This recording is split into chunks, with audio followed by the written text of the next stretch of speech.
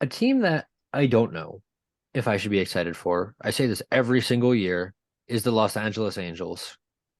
They signed Brendan Drury for 2 years, $17 million, but we don't know. Every year, it looks like they're making strides in the right direction. Last year, they signed Michael Lorenzen, Noah Syndergaard. They brought in all this bullpen help in the form of Ryan Tepera. They extended Raisel Iglesias. They got Aaron Loop, but it didn't amount to anything. Does this Brendan Drury signing cap off a successful offseason for the Los Angeles Angels? I think yes. I think you go out and you get Tyler Anderson, you get Brandon Drury. Um, those are two pretty big names on the market. I think Brandon Drury had a very underrated season last year, and I think if he can produce at that level again, while also getting back Rendon, who should be healthy, and a team that has a lot of talent. I don't know if Fletcher is good anymore, but because I haven't really watched the Angels, but he was good in 2019, 2020. So I'm curious if this team can produce. A lot of players were injured last year, so that was a lot of things they were dealing with. But if you can get production out of your starters and maybe a breakout from Reed Detmers, you're looking at a pretty good starting five. I mean, it's a good starting five. The bullpen obviously lost a big one in Iglesias last year, but I think if you can get the players to perform around Otani and Trout, I think they might be fighting for a wild card spot. I definitely think they can be fighting for a wild card spot. They also went out and got traded for Gio Urshela, which I think was a really good move because you can slot him at third base and maybe give Rendon some more rest days and have him play at DH and stuff like that. Looking over their free agents, they don't really have any, or not free agents, their prospects. They don't really have anybody that's projected to come up this upcoming season. Everyone's pretty much 2024, 2025. Well, yeah, oh hope, but his ETA was supposed to be this year. It's a hop, So Steps. It's a hop. whatever. Okay. Uh, God, this guy has no um, baseball. yeah, I don't know the Angels because I I'm I don't know the Angels prospect system. Let me rephrase it. Um, but they have him and they have what the fuck, Tom? Redo it. You're being retarded. Hold on. You're doing this. You're doing this. Steps. Dude, you did the steps check energy. What's going on, guys? Steps, do your thing. Do your thing, 21. Where do you want me to start from, Brad? When you're talking about O'Hop, say there's no more prospects coming up other than O'Hop, which this will Okay. be his first real season. Okay. I was looking over their prospects, and they really don't have anybody other than O'Hop.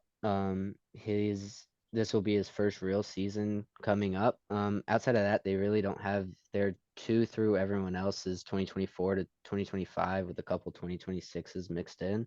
But again, this season is going to be the most detrimental season, I think, for for the Los Angeles Angels because if they're coming towards the trade deadline they might have to look at shipping Otani or even look about what they could get for Trout or someone like that. Like the Angels are running out of time very, very quickly.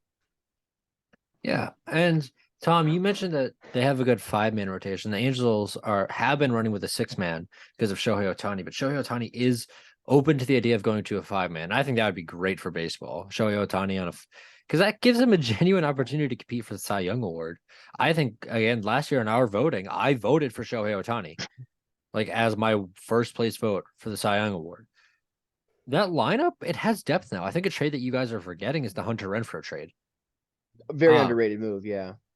Right now, that lineup is Taylor Ward, Mike Trout, Shohei Otani, Tony Rendon, Hunter Renfroe, Brendan Drury, Jared Walsh, Logan O'Hop, and Luis Rengifo. That's not a bad lineup.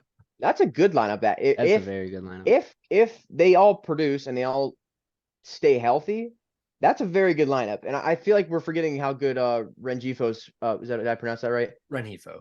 Renhefo, he had a very good rookie season. Um, I think this is a good team. If they can all maintain health, I think a five-man would be very good for Shohei's stats, but I'm not sure how it would bode on his arm. Um, he has dealt with injuries in the past, but he's been relatively healthy the last two seasons. So I am a little curious. if a 5-man rotation, I mean, if a 5-man would kind of alter that mix that Shohei has, but I think he'll be all right. I mean, he pitched a full season last year and nearly, I mean, finished top 5 in Cy Young. So it's like you're still getting very good production from Shohei. So Definitely, I overall this Angels roster is one that we're gonna have to look at. They're not gonna win the West, not at all, but they're definitely up there competing for who do we think the wild card spots are right now? I think we can write the Astros, the Mariners, and probably the Yankees into the playoffs. I don't Okay. know. I think Astros probably division Yeah. And and then Yankees 50-50, Mariners wild card. yeah, and Yeah. then what about in the Central? There's the Guardians? Guardians who are most likely a playoff team. There's the Blue Jays that are most likely a playoff team. And so that puts us So- at 5 most likelies. Yeah, and so then you have The Did we talk about Rays, have the Orioles? Rays, the Orioles, the Orioles, and Angels, the Angels. and possibly the nuts. White Sox if they rebound. I don't think they will That's just to a the lot of- level of playoff contention. I don't think the White Sox are going to rebound that much. I think the National League has higher level playoff teams right now than the American League, but the AL has a lot more teams that are going to be competing for a playoff spot. That's true. That's fair. I think that the Angels need to capitalize on beating up on bad teams, which is what they've done. They've beaten bad teams and lost to good teams, except they need to establish themselves as one of the good teams. If you lose games with the Astros, that's fine, but you have to beat the Mariners. You have to split with the Mariners. You have to beat the Rangers. You have to beat the Athletics. You've got to beat pretty much everyone in the Central, split with Cleveland, and go probably 500 at worst in the AL East, and that's how you make the playoffs. I'm gonna be very generous with these predictions coming up. Obviously it's not gonna be a couple months until we actually do the predictions, but you reading off that 9 right there. That's a pretty good starting 9 right there. That was a lot better than I would have thought.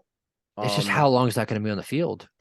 That's the problem. That's the thing. But yeah, I mean, if this team can stay healthy, I think they could win. They can go far above 500. I think, yeah. Yeah, And I think they give me Phillies vibes if they can make the playoffs. yeah. Yeah. If this team gets hot at the right time, it's for sure.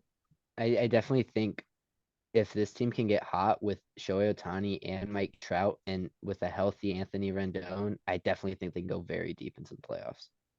Yeah, it's just their issue is going to be who do you throw in Game 3.